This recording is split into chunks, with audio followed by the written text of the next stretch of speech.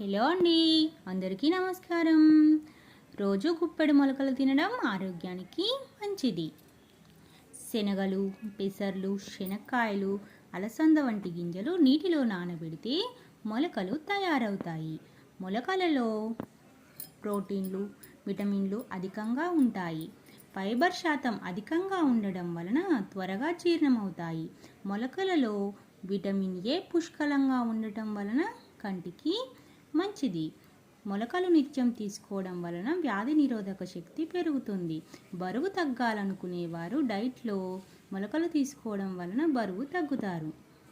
మొలకలలో ఉండే iron, copper రక్త ప్రసరణ వ్యవస్థను మెరుగుపరుస్తుంది. గుండె పనితీరును పెంచుతుంది.